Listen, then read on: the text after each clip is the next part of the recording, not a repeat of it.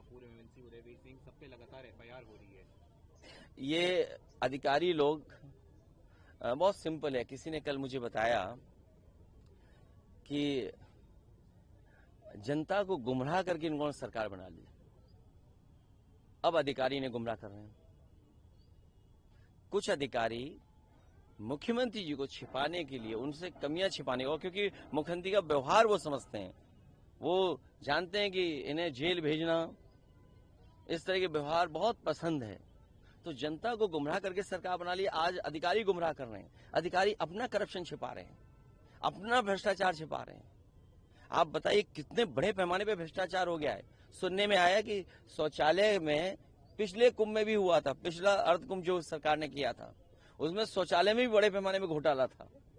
और इस समय भी जब जांच होगी तो शौचालय सबसे ज्यादा घोटाले में निकलेगा। और सुनने में आ रहा है कई 100 करोड़ की बल्ली लगा दी गई महाकुंभ में। कई 100 करोड़ की बल्ली कोई गिन नहीं सकता। तो ये महाकुंभ जो कराया है, महाभ्रष्टाचार, विफलता को छिपाने के लिए मुख्यमंत्री जी की भाषा बदली हुई है। सर, नए मुख्य चुनाव आयुक्त का जो है कांग्रेस पार्टी विरोध कर रही है। अब आपके सहयोगी आरजेडी भी, तेजस्वी यादव भी उनका विरोध कर रहे हैं कि जिस तरह से रातों रात उनका अपॉइंटमेंट हुआ वो गलत था। देखिए, इससे ज्यादा महत्वपूर्ण आप सोचिए, कॉन्स्टिट्यूशनल जो पोजीशंस पे जो लोग बैठे हैं, कल मुख्यमंत्री जब भाषा क्या बोल रहे थे सदन में, सबसे ज्यादा सदन में खुद स्पीकर दिखाई दे रहे थे। ये कॉन्स्टिट्यूशनल बॉडी है, जबकि स्पीकर को रोकना चाहिए था मुख्यमंत्री जी को, क्योंकि स्पीकर सबको बराबर की निगाह से देखें, चाहे वो सत्ता पक्ष के लोग हो, विपक्ष के लोग हैं। लेकिन स्पीकर सोचिए सबसे ज्यादा खुश थे। It's a constitutional position. तो आप विधानसभा में देख लो, इलेक्शन कमीशन में देख लो, आपको याद होगा हर चुनाव में समाजवादी पार्टी ने शिकायत की। एक तस्वीर, वीडियो आपके पास भी है, सभी न्यूज चैनलों ने ज्यादातर उससे स्टोरी की। क्या इलेक्शन कमीशन को नहीं पता था कि वोट रोका जा रहा है उत्तर प्रदेश में? चाहे वो मिल्कीपुर रहा हो, चाहे आपका मीरापुर रहा हो, चाहे कुंदरकी रहा हो, या पिछला इलेक्शन जो हुआ था बाई इलेक्शन, तो कौन नहीं जानता। तो इलेक्शन कमीशन क्या कर रहा था? सोचिए, महिलाएं जो खड़ी हो गई सामने आकर के रिवॉल्वर के, क्या उन पुलिस अधिकारियों पे कोई कार्रवाई हुई? इलेक्शन कमीशन ये नहीं देख रहा था मिल्कीपुर में कि एक ही जाति के लोग पोस्ट हो रहे थे?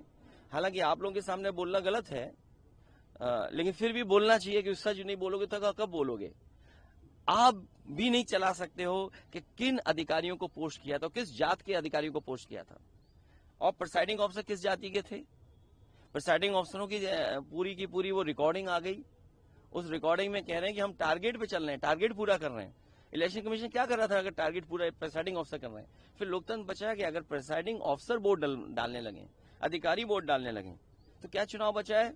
इसलिए चुनाव आयोग हो, चाहे आपके इस तरह के स्पीकर की जो खुशी थी कल जो देखने को मिली, या फिर जो अपॉइंटमेंट्स हो रहे हैं, सब वो कर रहे जा रहे हैं जिससे कि संविधान की धज्जियां उड़ सकें, लोकतंत्र को कमजोर किया जा सके।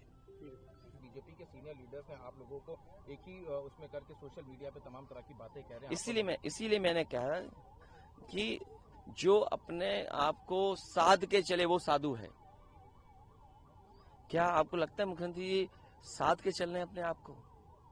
और जहां तक सवाल महाकुंभ का है, महाकुंभ के खिलाफ कोई नहीं है, लेकिन महाकुंभ में आपने निमंत्रण दिया और कहा हमने 100 करोड़ लोगों का इंतजाम किया है, लेकिन भगदड़ कैसे हो गई, ट्रैफिक जाम कैसे हो गए, लोगों को गाड़ियों में गुजारना पड़ा समय, लोगों की जान चली गई, लोग अयोध्या में मर गए, श्रद्धालु आपके बनारस में मर गए, श्रद्धालु आपके बड़े पैमाने पे घर पहुंचने और घर से आने पर मर गए। उनकी मदद कौन करेगा? सरकार क्यों नहीं करती है?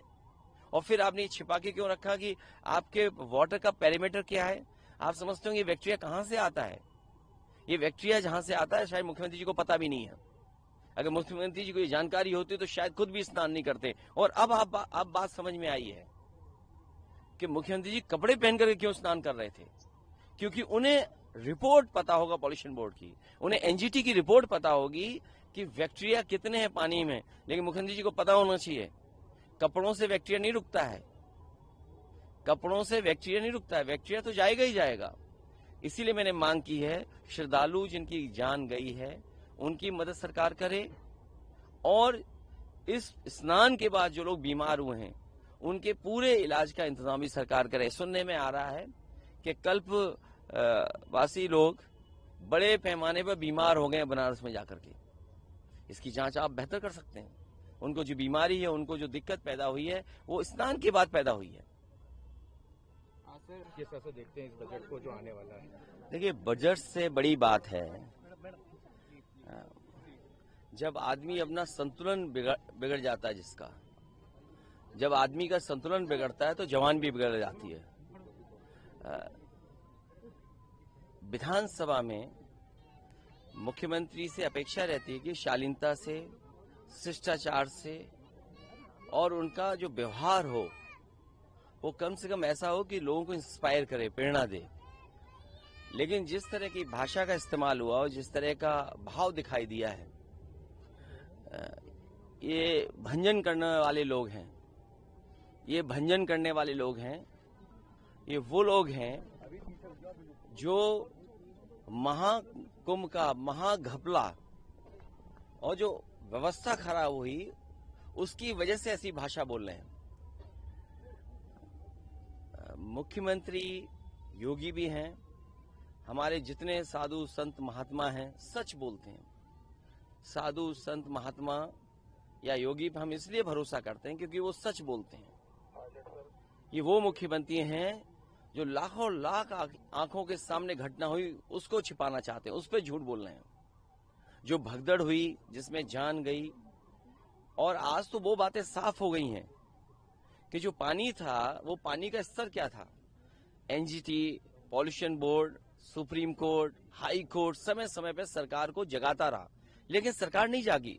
और उसका परिणाम क्या है? किस पानी से स्नान करने दिया लोगों को? आपने लिफाफे में रख करके निमंत्रण तो दिया, लेकिन संगम में और त्रिवेणी में कैसा पानी है उसको छिपा के रखा आपने। नाले उसमें सीधे जा रहे हैं। और अब तो हम नहीं कह रहे, सेंट्रल जो आपका पॉल्यूशन बोर्ड है, एनजीटी है, वो कह रहा है ये बात। आपने किस पानी से स्नान करा दिया? जिन लोगों की महाकुंभ में जाने में, आने में, भगदड़ में, खोए में जान गई है, उनकी सरकार मदद करे। और इस स्नान के बाद जितने लोग बीमार हो रहे हैं उनके भी स्वास्थ्य और उनके इलाज की सरकार मदद करे। उर्दू को लेकर कठमुल्ला इस तरह के बयान सामने अभी आपने सबूत दिए। मुख्यमंत्री जी इस बात को समझते ही नहीं है कि ये उर्दू भाषा इसी देश में, इसी जमीन पर जन्मी है। उर्दू भाषा में हिंदी शब्द हैं, टर्किश हैं, पर्शियन हैं, अरेबिक हैं। उर्दू भाषा को वो समझते ही नहीं है, ये भारतीय भाषा है। उर्दू हमारी भारतीय भाषा है, उर्दू हमारी यहीं की जन्मी भाषा है। उर्दू का मीनिंग भी वो नहीं जानते होंगे। शायद ये भी नहीं जानते होंगे कि एक कॉन्स्टिट्यूशनल बॉडी बनी हुई है प्रयागराज में फॉर माइनॉरिटीज लिंग्विस्टिक को लेकर के, उसके बारे में उन्हें नहीं पता होगा। सोचिए, कॉन्स्टिट्यूशनल बॉडी बनी है लैंग्वेज को लेकर के, उर्दू को लेकर के या अन्य माइनॉरिटीज की जो लैंग्वेज है उनको लेकर के। किसी को किसी भाषा से शिकायत नहीं है। ये उर्दू हिंदी में वही फर्क है जो कुमाऊनी और गढ़वाली जानता होगा। कुमाऊनी और गढ़वाली में जो अंतर है वही हिंदी और उर्दू में है। और भाषा वही तरक्की करती है जो दूसरों को एक्सेप्ट करती है, अडॉप्ट करती है। आप मुख्यमंत्री जी से पूछिए जाकर के स्टेशन की हिंदी क्या है। क्या मुख्यमंत्री जी स्टेशन का हिंदी जानते होंगे? क्रिकेट की हिंदी जानते होंगे? और इंग्लिश तो उनसे बहुत दूर है। जहां तक सवाल इंग्लिश का है, इंग्लिश का प्रभाव कितना पड़ा है हमारी संस्कृति पर, हमारे व्यापार पे, इसकी आप मतलब तुलना नहीं कर सकते हैं, आकलन नहीं कर सकते हैं। अगर आप व्यापार करना चाहते हैं तो मुख्यमंत्री जी को खड़े हो जाना चाहिए मैकडोनल्ड के बाहर और कहना चाहिए आज से मैकडोनल्ड नहीं बिकेगा, यहाँ पे बर्गर नहीं बिकेगा। मुख्यमंत्री जी को खड़ा होना चाहिए पिज्जा हट पे जाकर के कि आज से पिज्जा हट नहीं बिकेगा। मुख्यमंत्री जी को खड़ा हो जाना चाहिए पेप्सी के आगे कि आज से पेप्सी नहीं बिकेगी। मुख्यमंत्री जी को खड़ा होना चाहिए कोक के आगे, कोक के सामने और प्लांट पे के आगे कि जाकर के आज से नहीं बिकेगा। तो ये मुख्यमंत्री वो हैं जो नेगेटिविटी है, जिनके अंदर नकारात्मक है, जो इनसे महाकुंभ में आधा अधूरा काम हुआ, महाकुंभ में जो घोटाला हुआ, घपला हुआ, जो महाबर्बादी हुई, उसकी वजह से इनकी भाषा बदली है। जो व्यक्ति अपना संतुलन रखता है उसकी भाषा भी संतुलित रहती है।